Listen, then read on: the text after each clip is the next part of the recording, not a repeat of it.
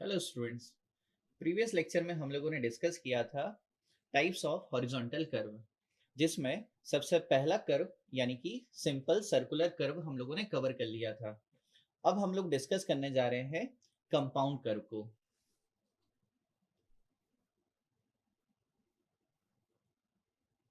Compound curve ना, इस curve के नाम में ही रिफ्लेक्ट निकल के आ रहा है इसकी डेफिनेशन। सो यहाँ पर हम लोग किन्हीं एक से ज्यादा कर्व को यूज कर रहे होंगे, सॉरी, यहाँ पर हम लोग एक से ज्यादा सर्कल को यूज कर रहे होंगे इस कर्व को फॉर्म करने के लिए।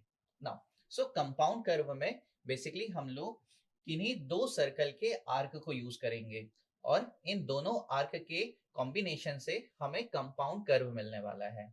क्योंकि यहाँ पर हम लोग दो आर्क यूज करने वाले हैं, दोनों की अपनी रेडियस होगी और अपना सेंटर होगा। सो इन दोनों के फॉर्मेशन से अपन को मिल जाएगा कंपाउंड कर्व।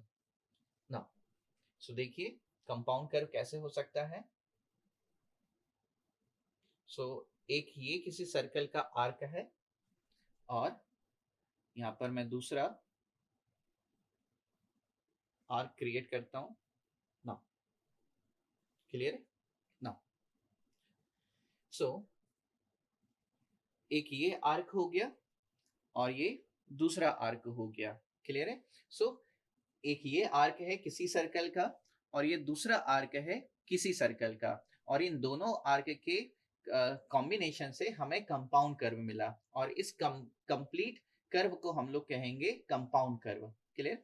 ये जो कंपाउंड कर्व है ना, किसी एक पॉइंट पर दोनों ही कर्व किसी एक पॉइंट पर टेंजेंशियल होंगे किसी कॉमन लाइन के साथ, और ये कॉमन लाइन मैं आपको यहाँ पर ड्रॉ करके दिखाता हूँ ना। सो ये हो गया इन दोनों कर्व का एक कॉमन टेंजेंट,